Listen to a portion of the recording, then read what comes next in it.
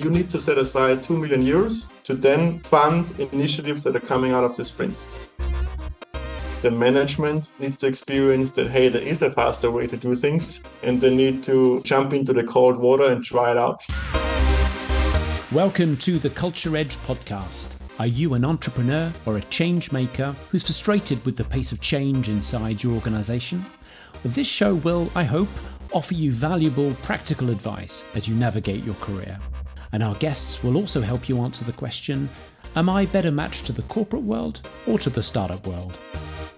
My name is Stephen Parkins, and I'm determined to help people like you and your business build a strong, healthy culture of innovation. Simon Nopp joins us today to speak about execution speed and innovation, along with our guest co-host David Simmons. Simon is a 2-time founder, an author, a startup mentor, and a consultant. He works with corporates and early-stage tech startups. He's guided over 30 businesses from across the world, and he helps companies build, launch, and grow successful ventures. Well, hi there, Simon. It's great to have you join us. Welcome to the Culture Edge podcast. Hi, Steve.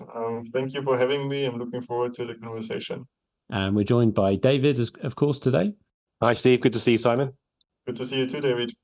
So, Simon, you remember what we said about the big point of this podcast is that we want to explore the entrepreneurial mind. So the people inside corporates and also the people who launch startups. So the people who make things happen and change the world. Where do you think is the best place to do that? I've seen plenty of evidence that companies can do it. Some companies can do it. Startups are typically seen as the place where innovation happens. How do you see it? Do you have a preference for one or the other? And where do you think the entrepreneurial minds are most at home? It's a great question because on the one hand, the corporates have more funding, right? And that's what the startups are always lacking. So in that perspective, the corporates definitely would have an advantage. However, from my experience, the real innovations are actually happening on the startup side because they just are free of any legacy and they can actually be free to think disruptive and bring disruptive solutions on the market and then actually scale them up. They, of course, rely more on external financial resources, but they are just better in execution, better in speed. So they're way quicker to go to market and they're actually more free to push boundaries than corporates. So I see it, to answer the question, I see startups definitely as the ones who have an edge over corporates there. And corporates then have the possibility to enter a later stage to actually leverage the existing solutions, or they're really rethinking how they're doing innovation inside and try to incorporate the startup experience and also environment. Maybe to focus on the corporate side first. So based on your experience, what do you see as the big issues there? I mean, what have you experienced around the things you said? Well, the funding is an advantage. What have you experienced as obstacles concretely that hasn't allowed innovation to happen? So I think like the biggest obstacle with corporates is on the one hand, the lack of execution. They're very much focused on ideation, strategizing, creating PowerPoint presentation, etc. But when it actually comes to, going to the market quickly, bringing the solution to the market, going to the customer, there to rethink how business can be done and also be bold about bringing solutions to the market, they're just caught up in their internal bureaucracy and internal context, which is a huge obstacle. So that's like the one big part, the execution part. And the second part is actually, I don't really like the word mindset. So I'm calling it like the cultural organizational setup or the environment, because especially for big corporates, what made them successful is not what is required to bring new innovative solutions successfully to the market. So if you're taking big corporates, right, they're, for example, really well in this industrializing things and having like high quality, standardized processes, not making any mistakes, etc. Being under control over the entire process, managing these kind of things very well. But in a startup world, if you want to bring new spin-offs or ventures to the market, you actually need to do the complete opposite, right? You're operating in a complete unsure environment, you need to be able to operate in an environment where there's high uncertainties. You need to extremely speed up your entire operations process and execution process. You need to be able to actually, or willing to actually go to market and work on solutions and start interacting with customers when your solution is not ready yet. If we try and make this a bit more concrete for, let's say, someone who's sitting in a corporate today and they've heard the myths of the startup world, but they haven't experienced it themselves. When you think of the typical processes, the typical activities of a corporate innovator, what do they look like in a startup? What do some of these activities look like in a startup environment that are so much quicker to execute? Can you paint a picture and maybe give an example from your experience of the startup world where some of this, whether it's the ideation or the experimentation, some of these activities, how do they look different in a startup? Yeah. Well, I give you 2 or 3 specific examples. Let's start with the customer first. If a startup outside the corporate world has any new idea or any new product that is not ready yet, right? But it's just like a concept or something. They immediately call, like, for example, a customer, reach out to them and try to actually sell them the service or work together to implement them. There's no like waiting until the service or the product is actually perfectionized. There's no waiting, oh, it can ruin the customer relationship, because they understand that a lot of customers are actually happy to bring new innovative solutions to them to basically co-create something together. The corporates, on the other hand, probably wait for 2 or 3 months until they're there to touch base the existing customer segment, because it could ruin their brand or damage their brand, which in my experience is just not the case. But that's like one specific example on the customer side, right? Let's take an example of the ideation side. Usually in the corporate world, we have like month-long ideation cycles. So, we're ideating for 2 months, for 3 months. And yeah, we do some customer interviews, or might involve some research, but actually it's not necessary. We don't need to, have 3 months of ideation and then write everything in a nice PowerPoint or in a 40-page or concept Word document. That's not happening in a startup world. Nobody's writing down like all the ideation thing in a PDF file of 40 pages. What they're doing is, okay, you're doing like an ideation workshop of 4 hours, right? Maybe.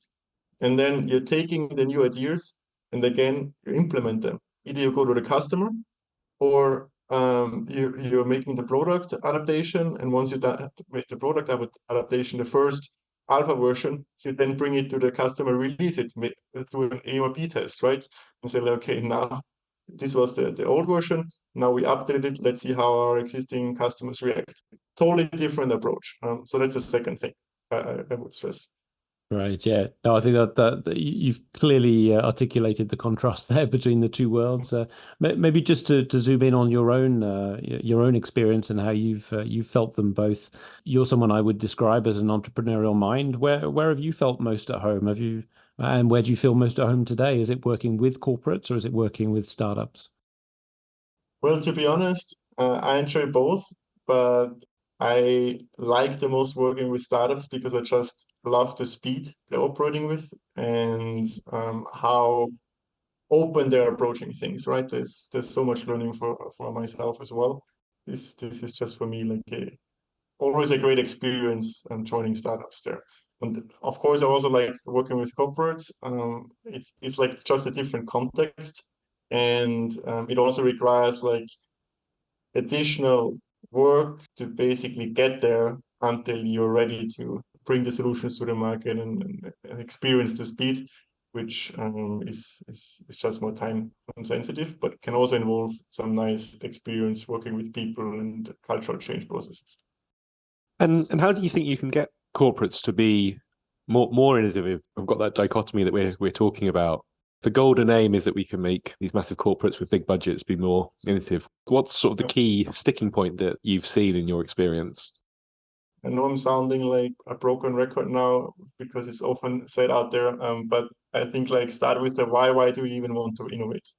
Because that's something I see a lot of corporates are innovating and that kind of like lost track. They're mixing in several things, right? To do process innovation, to product innovation, to business model innovation. They kind of lack the alignment on a strategic level. Why are we even innovating, and what outcome do we want to achieve? So that must be clear. And once that is clear, then I would highly encourage any corporates to have a look at what startups are doing so well and try to create an environment that is actually allowing the employees, the entrepreneurs to be able to do the same and give them the freedom to do innovation in a proper way. Because oftentimes in corporates, there is then the existing policies, the existing bureaucracy, the existing hierarchy, the existing way of working that is holding them back tremendously. So analyzing what is the current environment of the corporate and then finding or changing the environment in a way that is fitting to the innovation context. For example, if you do business model innovation, it has to look differently than if you do process innovation. And then basically build the environment and the skill set and the processes the way that it's suiting the goal you want to achieve with innovation. That's how you will be successful. You're listening to the Culture Edge podcast. If you care about innovation and you want practical lessons for your career, you're in a great place with our entrepreneurially minded guests. Subscribe and be the first to know each time we release a new episode. So a lot of things to get right. And one of those that you mentioned was working more closely with startups, or at least getting to know them. And a lot of big companies would push back at you and say, but we've got that. We organize startup events and we do hackathons, and we frequently go to our head of innovation did a tour of Silicon Valley. So I mean, what more can you ask for, right, from these big companies? Well, you basically just described now the perfect description of innovation theater. So you're doing a lot of events, you're doing a lot of workshops, you're doing a lot of exchanges. But at the end, my question would be, how many new solutions did you bring to the market the last year, the last month, the last quarter? Where is the revenue from these solutions? And if that is not there, you just did innovation theater. So yes, I agree, Steve, with all the things you said. This is important to open up to the outside world. But even more important, and then coming back to my first point I mentioned at the beginning, execution, is that you then focus on the actual execution. And that's the big mystery. And that's where everyone is like, yeah, we do lean startup thinking, we do design thinking, whatever. But I hardly see any corporate that actually nailed the execution process from, okay, we have the ideas now. Now, let's bring them to the market in the most efficient, effective, and fastest way possible to create the outcome we want to achieve. Mm-hmm. That's where the trouble is. So if we want to try and identify the root cause of all these problems and what's really holding them back, so clearly the speed is an issue. But what do you think is causing the lack of speed? Why won't companies just go a bit faster? What is it? Fear? Is it risk aversion? Is it a lack of incentives? How do you see it? I think it's a mixture of two things. The one thing is they simply cannot do it differently because they're caught up in their own structure. Mm-hmm. If you're taking big corporates, obviously, as I said before, they're built to produce high quality, high scale products, very well managed, and the structure doesn't allow them to be fast. And that's a big issue, right? So if you don't find a way to overcome this structure, build like a different entity that is set up completely differently, you basically don't have any chance. And the second thing is, and I agree, you said it basically, is like anxiety or being anxious that you can do things wrong. And if you're too fast, and if you're going to market with unfinished products, or you might damage your brand, or we cannot do that because we are, we are known as the high quality brand. Mm-hmm. We cannot do this. This works in the Silicon Valley because it's software, but we are producing hardware. This works in the US, but not in Germany. This works wherever, but this kind of anxiety that, yeah, we are a corporate and it doesn't work like with startups is just very strong there. I think that comes back to sort of reversible decisions and not reversible or irreversible decisions. And I think that's really interesting. And sometimes corporates, as you say, have got this anxiety, whereas startups, they know they have to do something, so they will press on and they'll say, well, we can do this, and if it doesn't work, we'll try something else. Whereas the corporates, as you say, strategize and ponder, and by the time they finish pondering, 3 months has passed. Again, how do you sort of remove that buffer? And both you and Steve have worked on the innovation side a lot more than I have, but I've still seen it within companies. And it's just how do you remove that fear? Because almost no one gets punished for doing too little unless doing something is in their targets, for instance. So I think there's like not one right answer, because if there would be one right answer, we would not be sitting there. But I think like two thoughts from myself. The first thing is experience. The people who live in who are working in the company need to experience that another way is possible. And if they're not experiencing that, it will never change. And that also means like the management needs to experience that, hey, there is a faster way to do things. There is a way to do things differently. And they need to basically jump into the cold water and try it out one time and see how it actually works. So, you can, for example, say we're doing, for example, this exponential organization sprints, where we are taking cross-cultural teams together with managers through sprint process, where they actually for the first time experience, hey, we can achieve something in 10 weeks, what normally takes us 2 years. It's really like this transformation. And then they're suddenly, hey, why have we always done it like, the old way? And why did it always take us 2 years when we can do it in 10 weeks? And just to give you a little bit of some specific elements in there, a big problem is always the budget, right? Okay, they're doing like an ideation thing, and then it takes them 9 months to get the budget for the initiative. So, for example, what we are doing with the exponential organization sprints is we actually having a conversation prior to starting the sprint with the management or the board, and say like, you need to set aside 2 million euros as a budget to then fund initiatives that are coming out of the sprint. You can decide which one you will fund, but the budget is already set. So prior to starting the innovation initiatives, the budget is set aside, meaning the entire budget issue is resolved right from the beginning. Then you're doing a course sprint process, right, where you're saying, okay, with external mentors, guided process, every week is like very tacted from idea to prototyping to basically launch.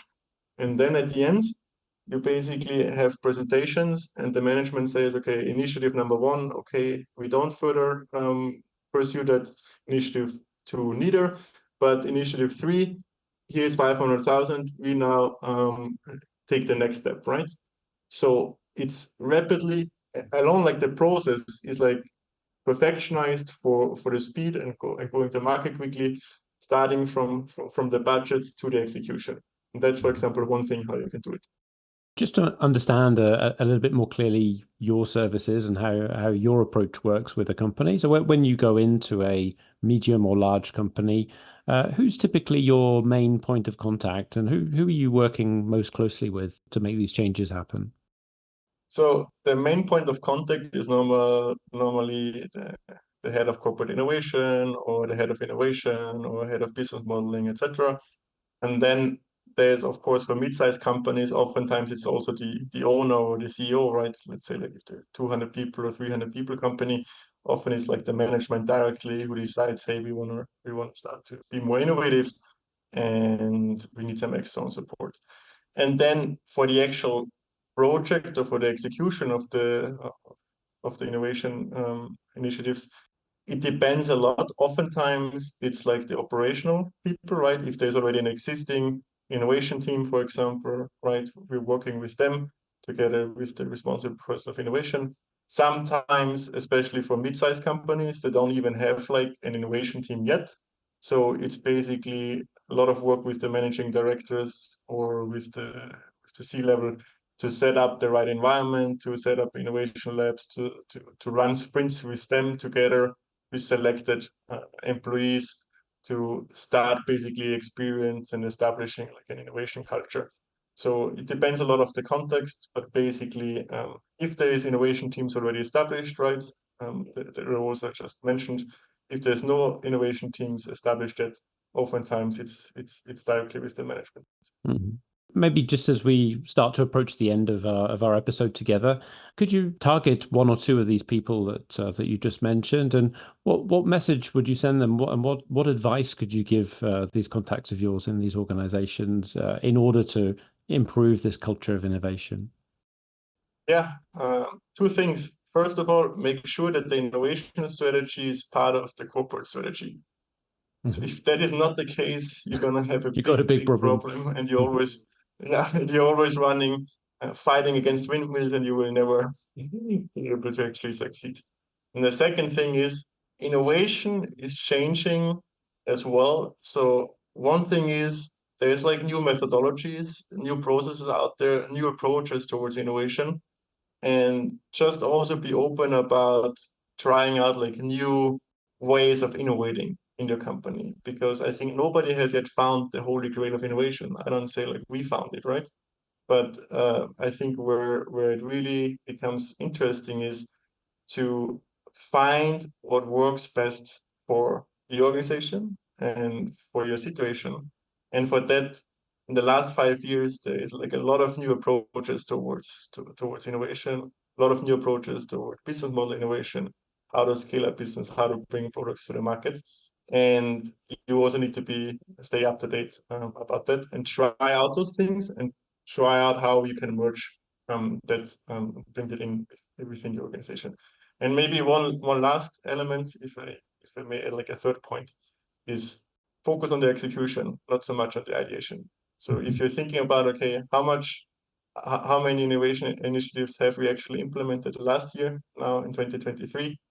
And then say, like, okay, how can we double that the next year, and what do we need to change in our execution process to get there?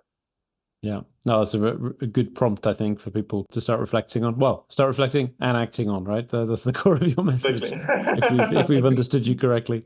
Super. Well, thanks so much for the wise advice there, Simon.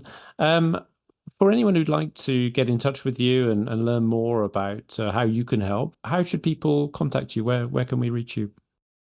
I think like the easiest way is reaching out on LinkedIn. I'm very active on LinkedIn, so if you can just enter my name, Simon Nopp, Nopp, you will find me probably and can connect with you. And happy to have a conversation there. And then maybe also, I recently launched like an entrepreneurship and innovation online course together with 10 other amazing innovators and global venture builders. You can also find there like a book we have written and put together. So if you go to 10x-blueprint.com, you can find more information about that, and you can also contact me there via email. Super. Yes. Yeah, we'll be sure to add those links in the description of the podcast, so everyone can click on those and read more. I certainly very much enjoy the things that you share on LinkedIn. You produce some really good original content. I look forward to seeing more of that as the weeks and months go by.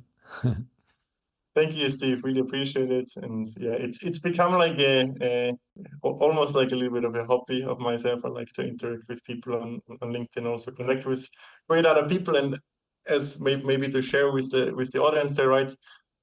The two of us basically met over LinkedIn. So without That's LinkedIn, right. We would not be here. Exactly. So. It's a great connector in the modern world. That's right. Exactly.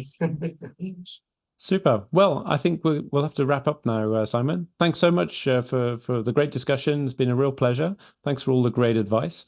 And thanks for joining us on the Culture Edge podcast. Thank you for having me. Thank you so much for taking the time to listen to this episode of the Culture Edge podcast. As you heard just now, our guests are a highly diverse group of entrepreneurs and innovators, each with fantastic experience in both the corporate world and the startup world.